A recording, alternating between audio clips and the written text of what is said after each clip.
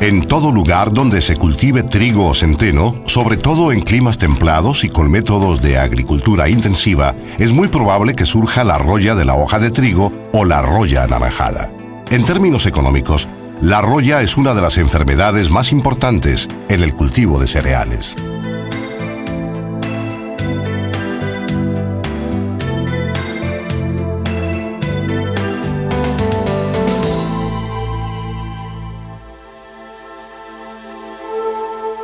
Las pústulas de la roya, los urediniosoros, obtienen su típico color marrón rojizo de las uredinioesporas que allí maduran.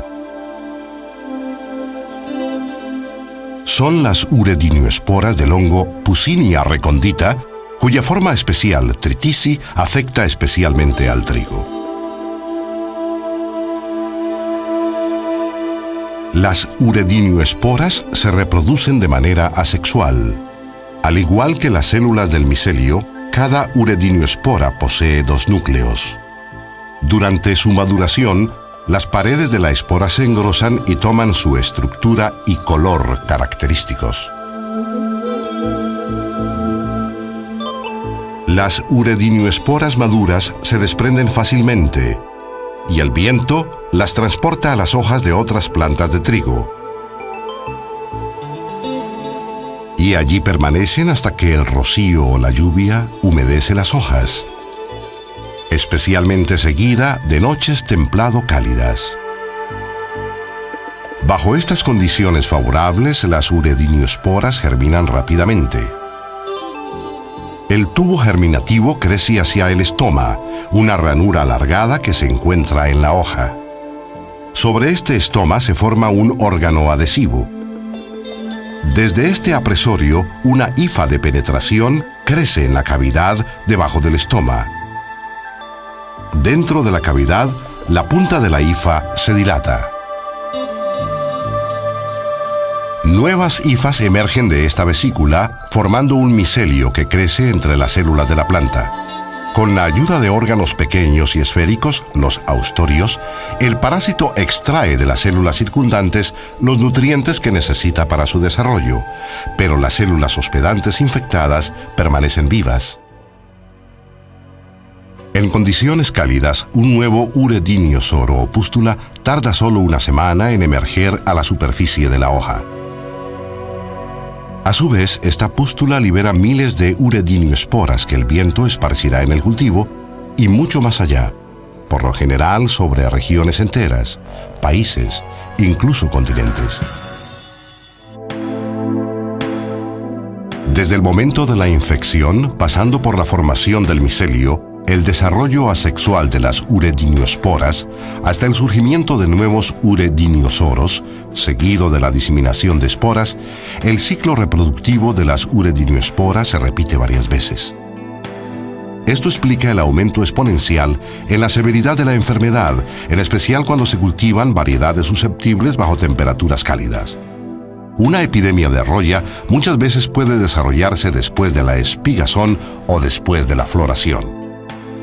En este punto, cuando el grano está comenzando a llenar, el trigo depende mucho del flujo de asimilados desde las hojas superiores. Los tejidos donde se origina este flujo de asimilados se denomina fuente y destino la porción donde se derivan los asimilados. El hongo parasitario desvía activamente los asimilados para sí mismo. Ahora, el parásito es el destino, en detrimento del llenado del grano.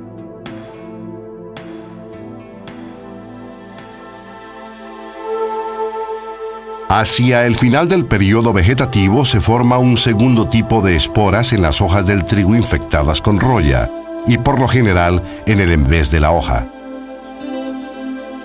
Con estas denominadas telioesporas comienza la fase sexual del ciclo de vida de la Puccinia recondita. Una telioespora joven, sin madurar, consiste en 2 células. Cada célula contiene un par de núcleos sexualmente compatibles, es decir, son dicarióticos.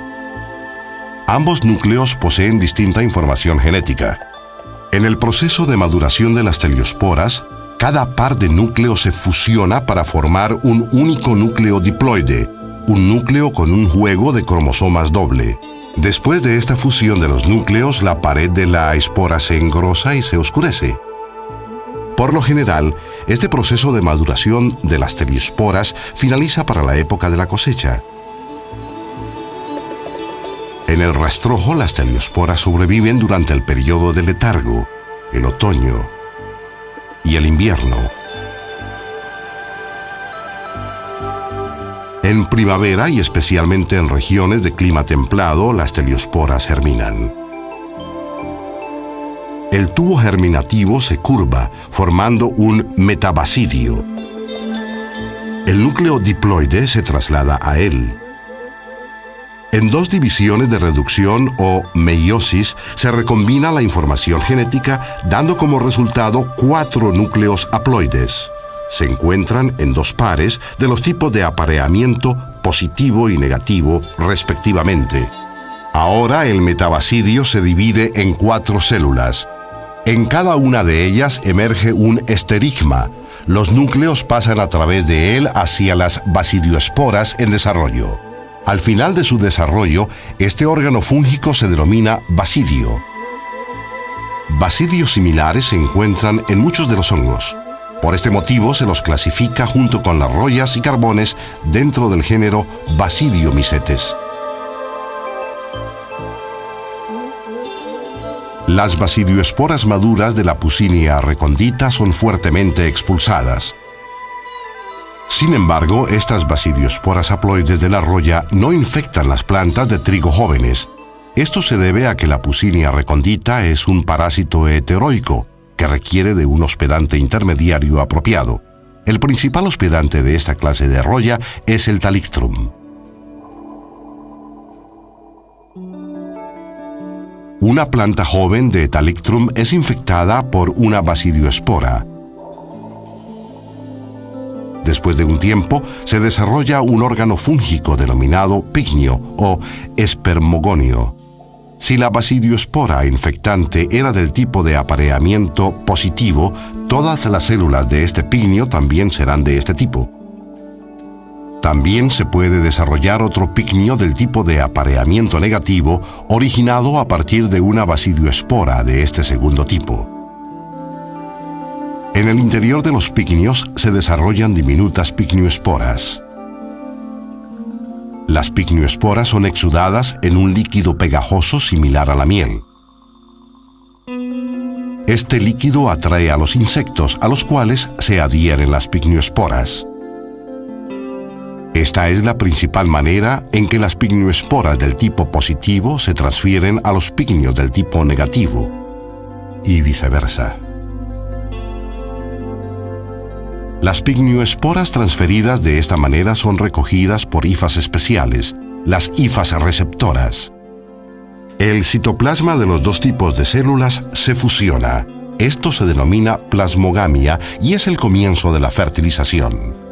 El núcleo de los pignios migra a la hifa receptora y luego, dentro de los filamentos del micelio, al interior del mesófilo de la hoja del Thalictrum.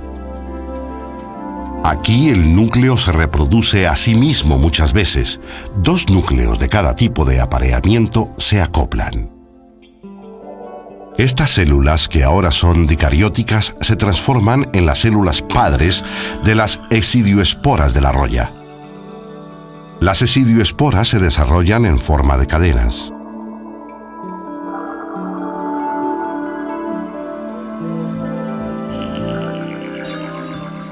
Se forman con un órgano abierto cóncavo, el esidio. Una vez liberadas, las esidioesporas son llevadas por el viento de vuelta a su otro hospedante, el cereal. Aquí es donde germina la esidioespora dicariótica. La infección lleva al desarrollo del micelio dicariótico, de donde a su vez se originarán uredinioesporas dicarióticas y más tarde telioesporas. La fase dicariótica termina con las basidioesporas, que son nuevamente haploides. Entonces, el ciclo de vida completo de la roya incluye 5 etapas de esporulación. La Puccinia recondita es macrocíclica. En cuanto al desarrollo de la epidemia, las uredinioesporas constituyen la etapa más importante de la esporulación. Ellas solas son responsables de la rápida expansión de la enfermedad en el lote y mucho más allá. Estas uredinioesporas, llevadas por corrientes importantes, llegan a todas partes del mundo.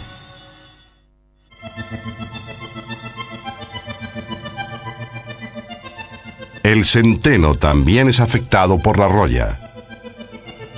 De hecho, en muchas regiones, la roya es la mayor causa de pérdidas o muertes del centeno. La roya del centeno es causada por la forma especial recondita de Puccinia recondita. Para poder completar su ciclo de vida, este hongo también necesita de un hospedante intermediario apropiado, plantas con hojas ásperas como anchusa o Ezium. La roya de la cebada también puede causar pérdidas significativas en el rendimiento. Sus urediniosoros son muy pequeños. La roya de la cebada es causada por la Puccinia ordei.